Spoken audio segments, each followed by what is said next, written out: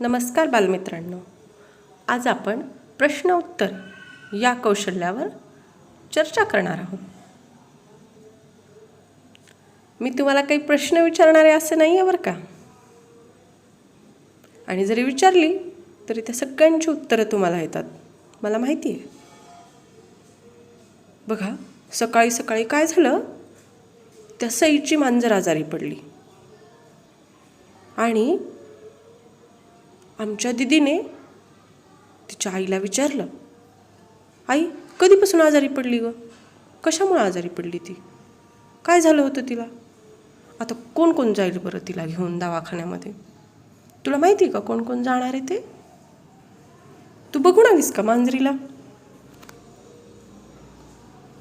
एवढे प्रश्न, असा एकावर एक प्रश्नांचा भडीमार सईचा सुरूच होता.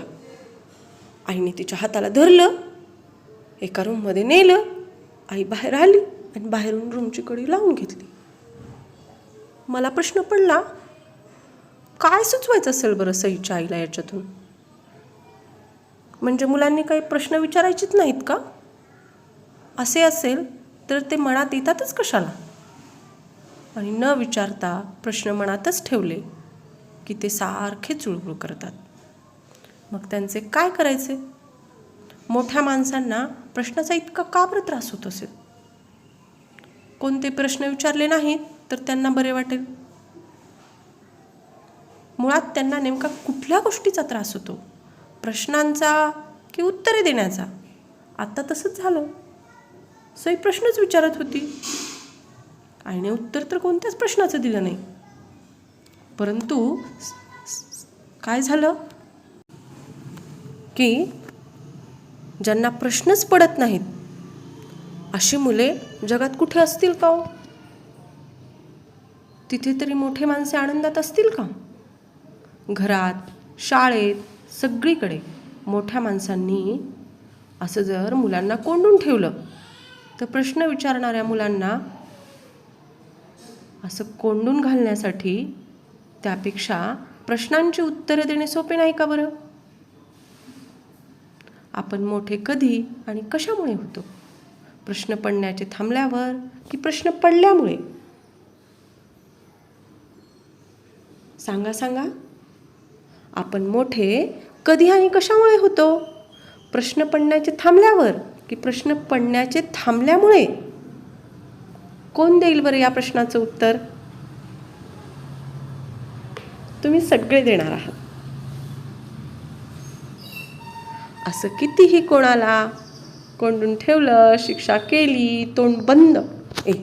एखाद्या ठिकाणी आपण अनेक प्रश्न आपले म्हणते, तोंड बंद कर, एकदम चोप, असं म्हणते की नाही. हां, एकदम खरंय. तरी प्रश्न पडण्याचं थांबतं का, नाही, आणि थांबणारही नाही. आता बघा, मी आत्ता ज्या गोष्टी तुम्हाला बोलले की नाही, त्या गोष्टींमध्ये हे प्रश्न होते का रे. मी काय काय बोलले बरं. की सईच्या आईला काय सुचवायचं असेल, हे की नाही. बघा, काय हा प्रश्न पण विचारला होता. परत काय विचारला होता बरं. मुलांनी प्रश्न विचारायचेच नाहीत का. बघा का, हे की नाही. प्रश्न, ज्यांना प्रश्नच पडत नाहीत अशी जगात मुले कुठे असतील का. कुठे कुठे आहे का बरं याच्यात. हां, हे पाहिजे, कुठे आहे का. कधी, कशामुळे, हे की नाही. आपण मोठे कधी आणि कशामुळे होतो. प्रश्न पडण्याचे थांबल्यावर की प्रश्न पडण्याचे थांबल्यामुळे. मोठा प्रश्न आहे की नाही. म्हणूनच आपण या सगळ्या शब्दांना, बघा कोणते कोणते शब्द आहेत.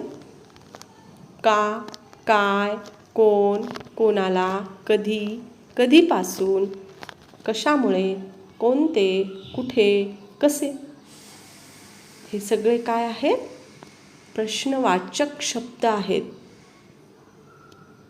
परंतु प्रश्न योग्य प्रकारे ते विचारता आला तर योग्य उत्तर मिळण्याची सुद्धा शक्यता वाढत असते बरं का. म्हणूनच विचारलेला प्रश्न समजला तरच योग्य उत्तर देता येतं. हो ना. मग सईने प्रश्न योग्यच विचारले होते की, पण वेळ योग्य नव्हती.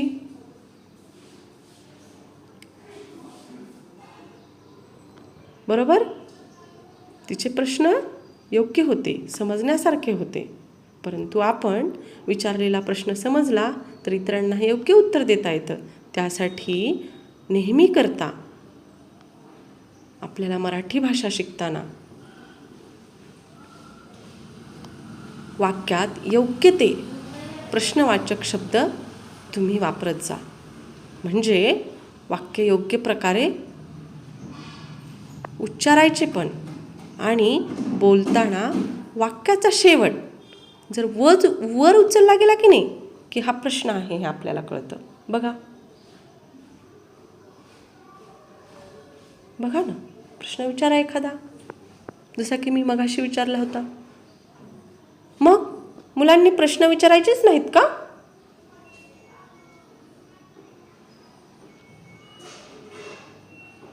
मुलांना कोंडून ठेवण्यापेक्षा प्रश्नांची उत्तरे देणे सोपे नाही का? आहे. म्हणजे पुढच्याला कळतं की याला प्रश्न विचारायचा आहे. आणि विरामचिन्हामधलं हे जे शेवटी दिले की नाही चित्र, हे कशाचं चिन्ह आहे बरं? प्रश्नार्थक चिन्ह आहे. हे तुम्हाला माहितीच आहे. त्यामुळं हे जे प्रश्नपुराण आहे हे मी इथेच थांबवते आणि भेटूया उद्या. धन्यवाद.